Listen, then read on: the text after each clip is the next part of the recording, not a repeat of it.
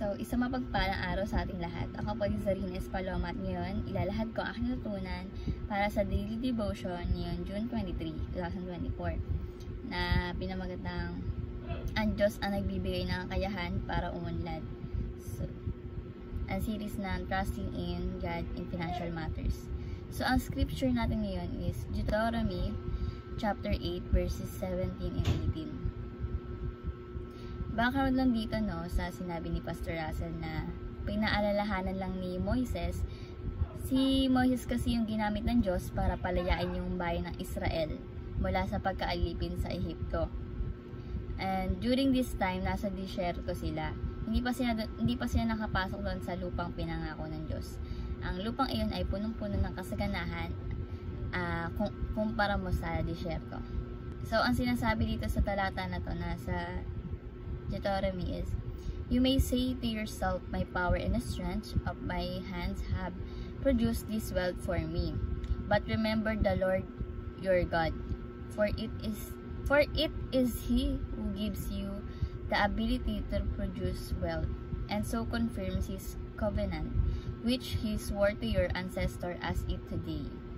Ibig sabihin sa talata na huwag tayong tumingin sa ating mga sarili, na lahat ng mabubuting ginagawa natin or nagawa natin o mga bagay na nangyayari sa atin ay dahil sa sarili natin lakas. Dahil sa nagsusumikap tayo, diba? Kaya tayo umunlad. Huwag natin isipin na ganyan. Isipin natin na laging sigad yung dahilan kung ba't tayo umuunlad at nagsusumikap. Ang teaching natin ngayon is, our pride comes before our downfall. Sinasabi na laging nauuna yung pagkayabang bago yung pagkawasak. Pag tayo may mga bagay na or what na nangyari sa atin tapos inumpisahan natin sa pagkayabang, ang sunod nun is downfall. The more na nagmamataas ka, the more na ibabagsak ka ng Diyos. Kaya wag tayo magmalaki o magmataas kung anong bagay ang meron tayo. Diba ang sabi is, ang lahat na nagpapakababa ay tinataas at lahat ng nagmamataas ay binababa o ibinabagsak ng Diyos.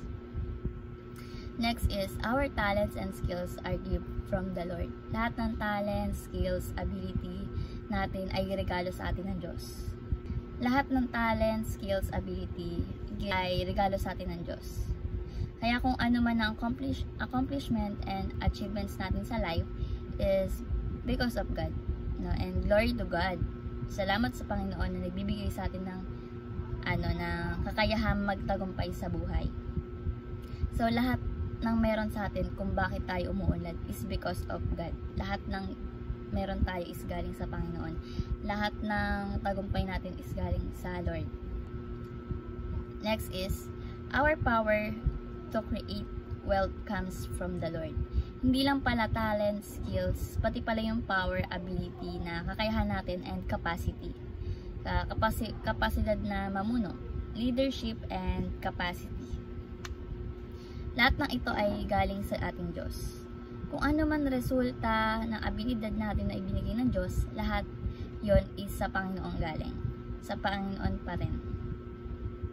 Ang tanging gawin natin is magpasalamat sa ating Diyos. Like, thank you Lord. Lahat ng meron ako is galing sa'yo. Lahat ng talent, skills, karunungan ay gift mo Lord. Is because of you Lord. Lord, thank you. Wala palang glory sa akin. All glory belongs to you. Ayun yung sinasabi dito ni Pastor. So, lahat ng meron tayo, kayamanan, resulta, karunungan, power, capacity, and etc. ay galing sa ating Panginoon. So, paano natin ito maisasabuhay? So, number 1 is remember not to take the glory that belong to God.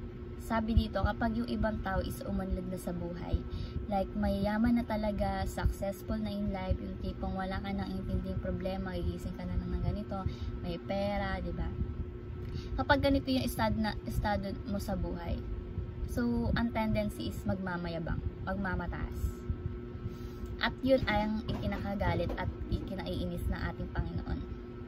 Kung ano man nangyaring maganda sa ating buhay, like promote sa trabaho, successful in life, and so on, lahat ng yun ay kapurihan sa ating Diyos, sa ating Panginoon.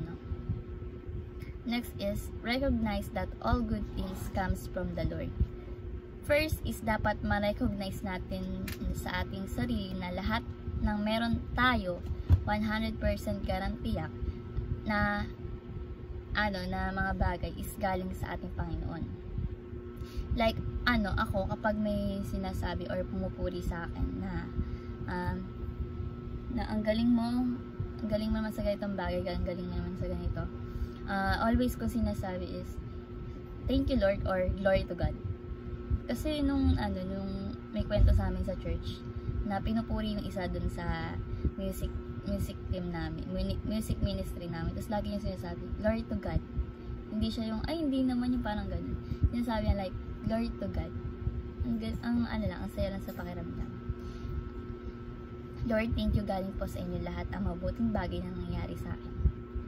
Ganun po na. And lastly is, rely on God for the capacity to create wealth.